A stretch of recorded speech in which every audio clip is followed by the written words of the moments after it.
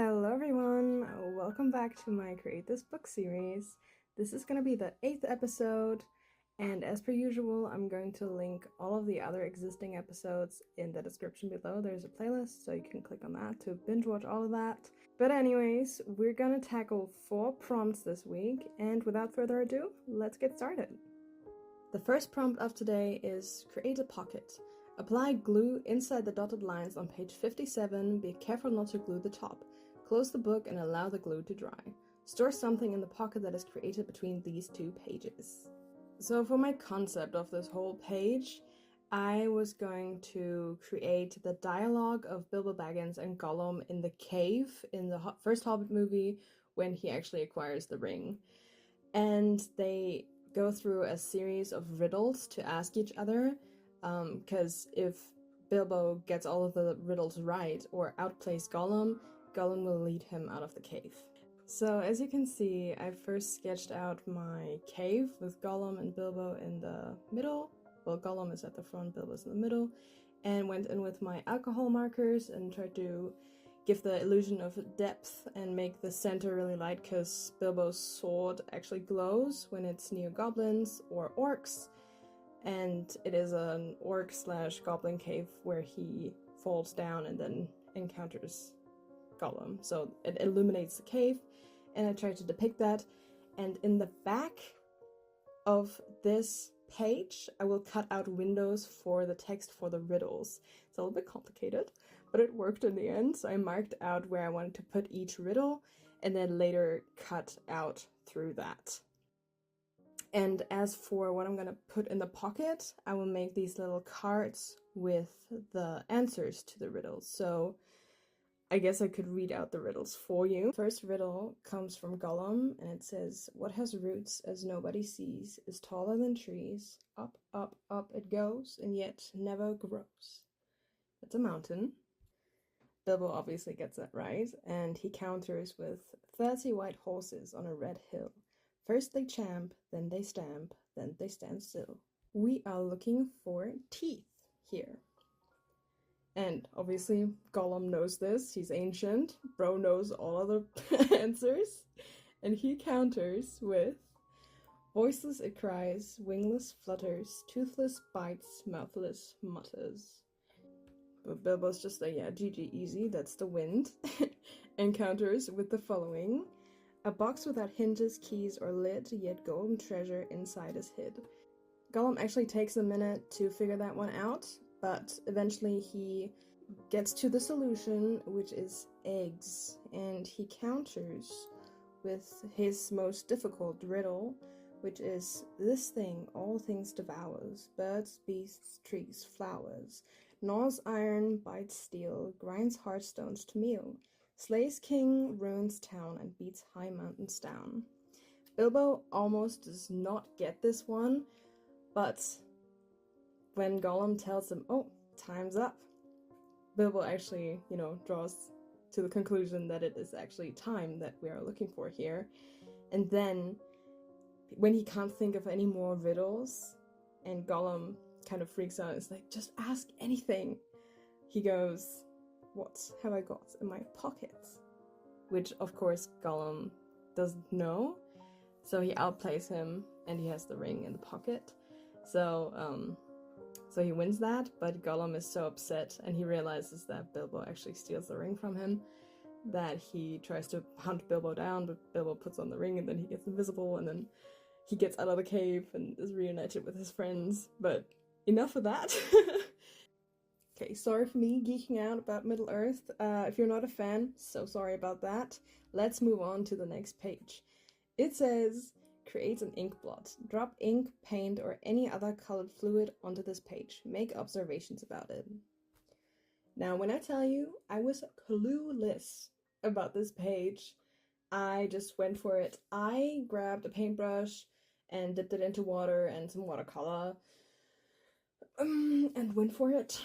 And then I tried to make something out of the shapes, and I was so lost, if I'm being honest. And I also, as you can see, I dropped the paintbrush onto the page a couple of times. That's how I got these, big blotches. It's one of those pages where you just gotta gotta get it done, you know?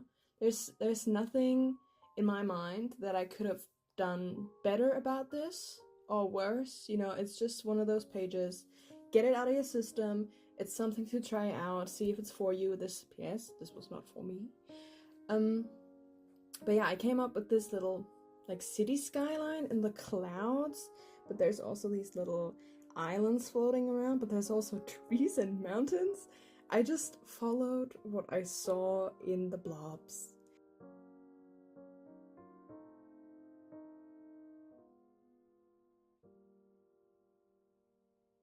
I'm better with more clear instructions on what to do or make something creative out of it. This is more like, you know, what can happen when you drop this and that, and it's kind of like random and, you know, very spontaneous, and just see what you can make out of the coincidences, and that's not for me really. So I much preferred the next prompt, which said, create a page for stickers. Place stickers all over this page. Now I do have to say it took me a little while to come up with something that I wanted to do for this page, and I also had to order stickers, because I am not a sticker girly. I do not collect stickers. I've started ever since to look for stickers and collect them, but I have never been a sticker girly, so I ordered some plant stickers, and I'm trying to make this greenhouse. It was a little bit difficult, because the stickers that I got all had this really fat white outline around them. Like, it wasn't just clear stickers with like a clear background. No, had to be white. But the good thing is I ordered like 100 pack, and it had like so many different art styles. So I'm wondering if, you know, some of them were like stolen. We'll never know. But I was kind of happy with the selection, because there were like these huge plants on a small sticker, so it looked like they were further away, and there were some small plants that were large, so I could use them more in the front. And yeah, you can just see me place them, cut them to size or to the, you know, shape of the greenhouse, and then place them randomly so it makes sense. And then afterwards, after I placed everything, I went over the construction pipes of the greenhouse. You know what I mean, the black lines. I went over those with my alcohol markers, because I figured that they would color over the thick paper of the stickers.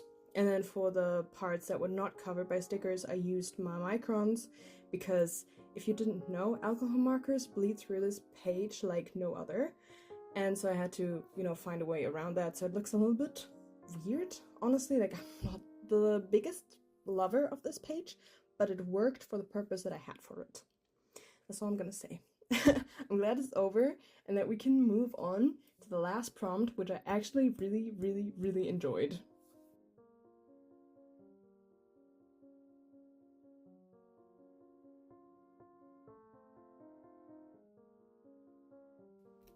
The last prompt says, create directions. Add your own directions for this page. Write your prompt in the box below.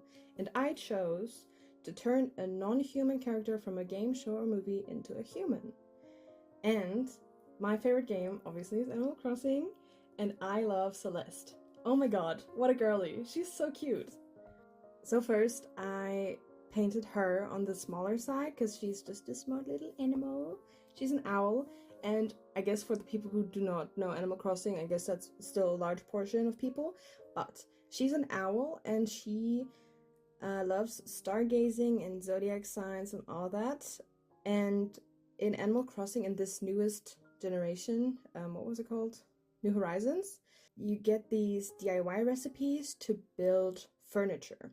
And to build this furniture, you need stuff like wood or stones, and sometimes special materials.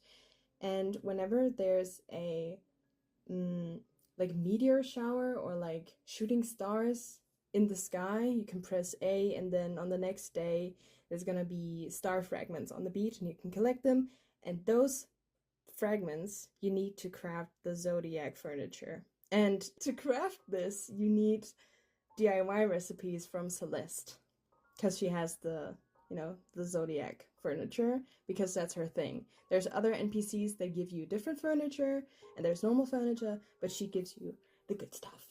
And so, yeah, that's her whole mechanic. Anyways, this is such a fangirl episode. I'm so sorry.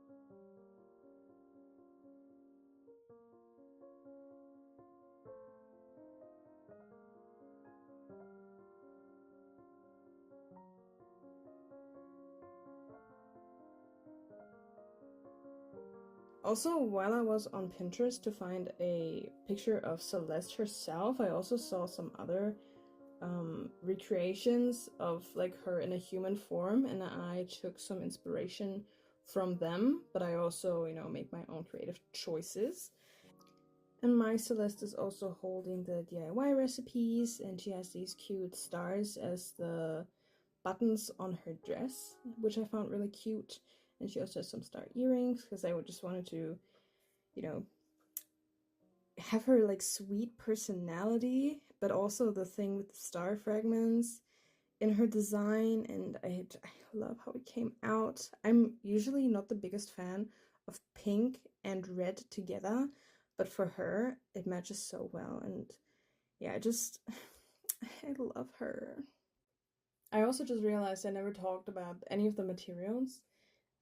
So I just used gouache for the background and painting all of the like basic shapes, and then I went in with my polychromos to outline everything, and then afterwards, oh my god, afterwards I took, what is it called? Mod Podge. Worst mistake of my life. Worst mistake of my life. It smudged so hard. Oh my god, it almost smudged Celeste's eye, like the owl version, to like an unrecognizable state, and I was so sad. And then I, like, while the glue was still wet, I corrected it, but brother, I would not have recovered from that. But yeah, mishaps happen, and we're almost at the end of this episode, so yeah, let's move past that. And by the way, I'm so sorry that I have not uploaded in like ages, but you know, some personal stuff happened. I'm still not fully back on track. Like, I've recorded this, I want to say over a month ago almost at this point. Yeah, I'm still not fully there. I've also started reading, and I have fallen into the rabbit hole of just reading every day, all day, every day. And it's bad for my painting journey, but it is what it is, and that's just the state of things. Let's continue with the flip through of this episode, shall we? So, first up, we created a pocket holding all of the secrets to the riddles that Gollum and Bilbo ask each other, which is a mountain, teeth, wind, eggs, time, and then the holy ring. Or unholy ring, I guess. Next, we created an ink blot, and I have turned my little blobs into this city in the sky with some rocks and some mountains. You know, we got a little bit of everything in this one. It was really just turning nothing into something here. Next, we created a page for stickers, and we made a little plant shop or a terrarium, what do you call it, like a plant house out of it. I'm still proud that I still managed to do this, but it was also, it's not my favorite page, but it's there. It's one of those pages. And then lastly, we turned a non-human character from a game into a human, which I really enjoyed. We love seeing Celeste every chance we can get, and I love how she came out and she looks just as sweet as a human. But yeah, with that being said, I hope you enjoyed watching it. Again, sorry for the big break, and I hope to see you in the next episode. Goodbye!